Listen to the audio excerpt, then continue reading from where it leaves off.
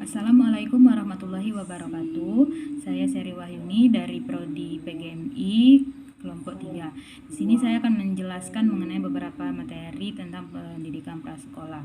Jadi, pendidikan prasekolah ini merupakan pendidikan yang membantu perkembangan dan juga pertumbuhan baik jasmani dan rohani pada anak didik di luar lingkungan keluarga sebelum anak tersebut memasuki pendidikan dasar.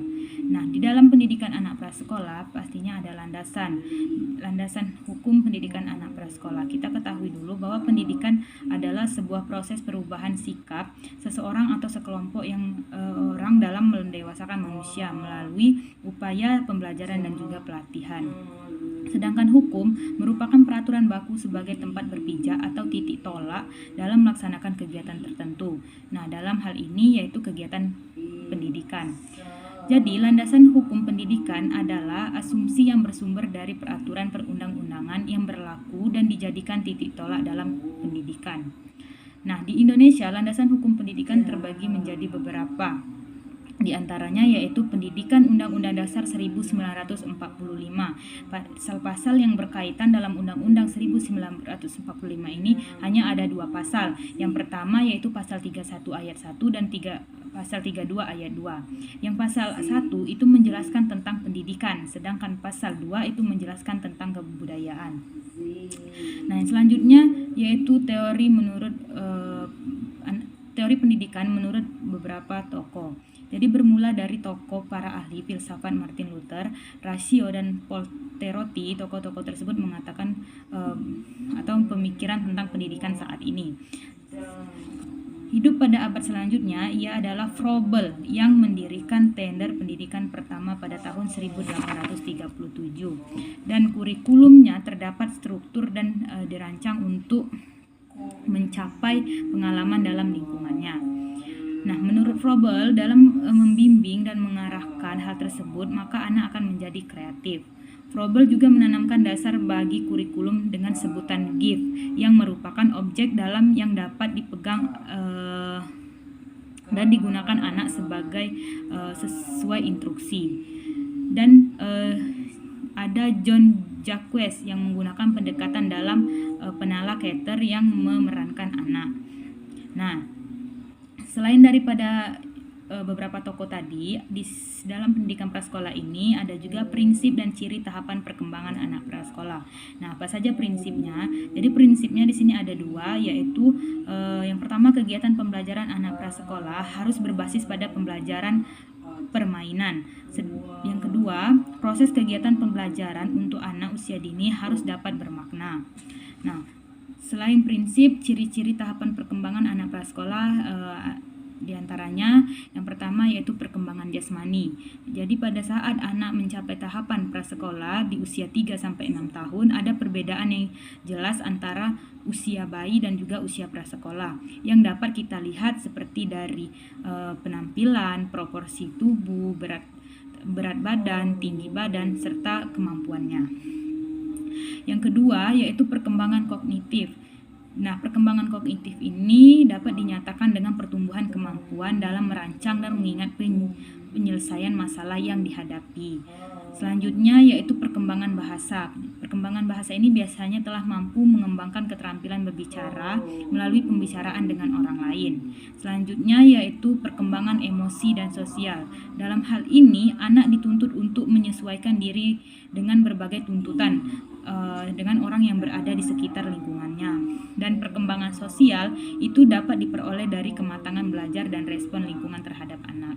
Nah, baiklah, itu adalah sedikit penjelasan materi dari saya, dan materi selanjutnya serta kesimpulan akan disampaikan oleh rekan saya yaitu Friska Aulia. Assalamualaikum warahmatullahi wabarakatuh. Saya Friska Aulia. Di sini saya akan menjelaskan kesimpulan dari kelompok 4.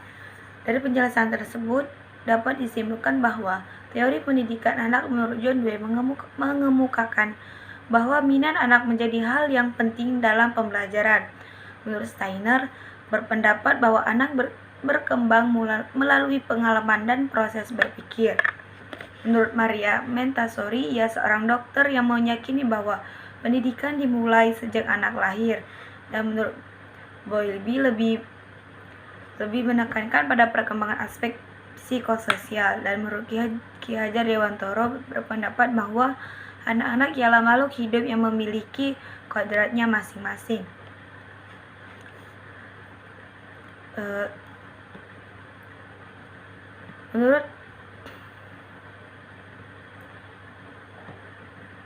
Sedangkan menurut Gardner menyatakan bahwa pada hakikatnya setiap anak yang cerdas. Pandangan ini menentang bahwa kecerdasan hanya dilihat dari faktor IQ. Perkembangan anak menurut Comenius melalui 4 tingkatan yang didasarkan pada perkembangan bahasa anak. Pertama, dari lahir sampai anak usia 6 tahun. Masa anak-anak belajar dalam school infancy dengan lokasi yang paling baik adalah pangkuan ibu. Kedua, dari umur 6 sampai 12 tahun, masa anak memasuki sekolah pertama dan bahasa ibu dipakai sebagai bahasa pengantar. Keyakinan tersebut diterapkan dalam mendidik anaknya dengan menggunakan email hasil karya Reason sebagai acuannya. Dan dasar dari metodenya merupakan perpaduan yang serasi antara natur dan pendidikannya yang praktis.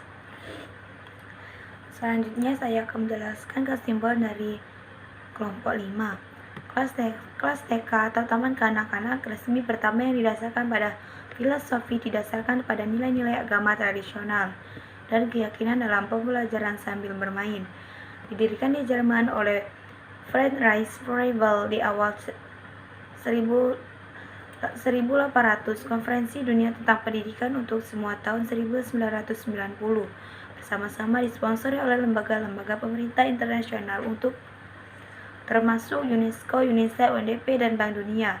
Terlepas dari fokus utama konferensi di universalisasi dan pendidikan dasar sebagai hak dasar pemberantasan buta huruf, ia memulai tahap baru dalam pengembangan, kemajuan, dan promosi ESKIS di Dakar, Senegal pada April 2000 Forum Pendidikan Dunia.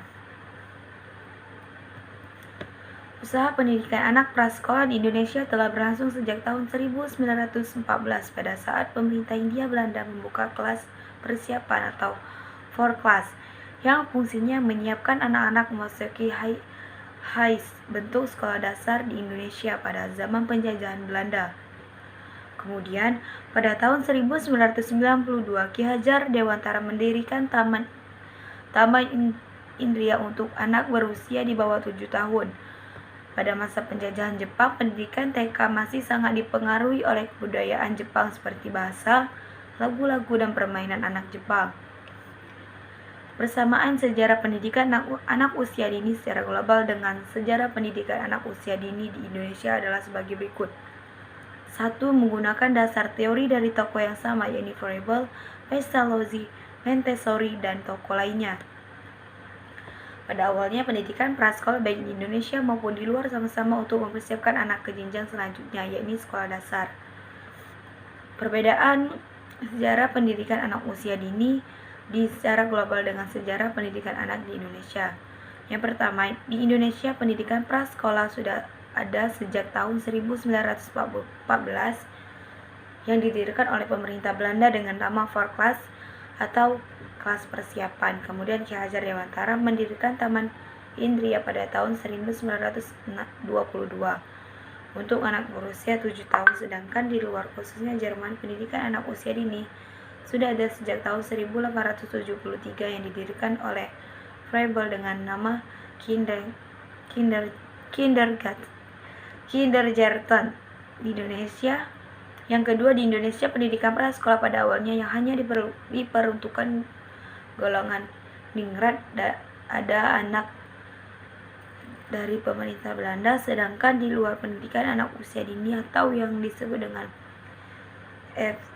ECIS atau Early Childhood Education and Care diperuntukkan golongan kurang mampu dan anak berkebutuhan khusus. Di sini juga saya akan menjelaskan mengenai pendidikan menurut pandangan Islam. Rasulullah Shallallahu Alaihi Wasallam bersabda, mencari ilmu atau belajar wajib hukumnya bagi setiap orang Islam, dan pandangan kesempatan lain beliau pun pernah mengajarkan agar manusia mencari ilmu meski berada di negeri orang atau Cina, sekalipun meski dan dari manapun datangnya hadis tentang belajar dan yang terkait dengan pencarian ilmu. banyak disebut dalam Al-Hadis, demikian juga dalam Al-Quran Al-Karim.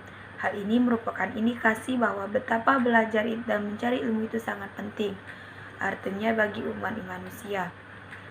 Dengan belajar, manusia dapat mengerti akan dirinya, lingkungannya, dan juga Tuhannya. Dengan belajar pula, manusia mampu menciptakan kreasi unik dan spektakuler yang berupa teknologi.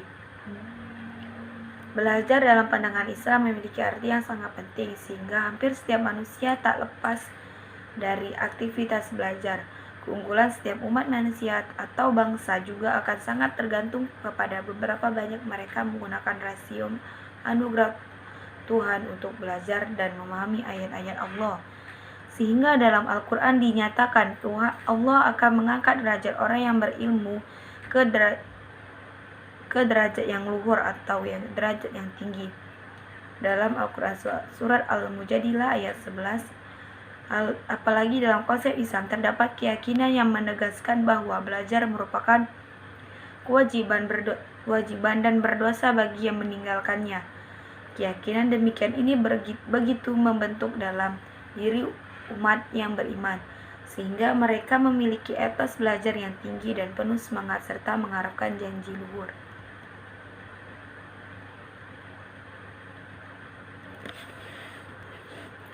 Dan kesimpulan dari seluruh materi tersebut ialah pendidikan prasekolah merupakan dasar bagi perkembangan sikap, pengetahuan, keterampilan, dan daya cipta dan penyesuaian dengan lingkungan sosialnya. Pendidikan prasekolah adalah pendidikan untuk membantu pertumbuhan dan perkembangan jasmani dan rohani anak didik di luar lingkungan keluarga sebelum anak memasuki pendidikan dasar. Anak usia dini sebagai golden egg. Hal ini karena pada masa ini fondasi otak manusia sedang dibangun. Fondasi yang kuat akan menghasilkan bangunan yang kuat dan tahan lama. Perkembangan anak pada tahap prasekolah dapat dikelompokkan menjadi dua, yaitu usia 2-3 tahun dan 4-6 tahun. Anak pada usia 2-3 tahun memiliki beberapa kesamaan karakteristik dengan masa bayi 0-2 tahun. Pendidikan prasekolah bertujuan untuk membantu meletakkan dasar ke arah perkembangan sikap, pengetahuan, keterampilan, dan daya cipta yang diperlukan oleh anak didik dalam menyesuaikan diri. Yang selanjutnya ada tokoh-tokoh pendidikan: John Dewey, Maria Montessori, MC Brian bersaudara, dan J. Piaget. Belajar dalam pandangan Islam memiliki arti yang sangat penting, sehingga hampir setiap saat manusia tak pernah lepas dari aktivitas belajar. Karena menuntut ilmu adalah tak ada batasan waktu. Menuntut ilmu adalah dari kita lahir sampai kita tutup usia, karena itu adalah kewajiban setiap umat muslim. Baiklah, itu saja penjelasan materi dari kami. Kurang dan lebihnya saya mohon maaf. Assalamualaikum warahmatullahi wabarakatuh.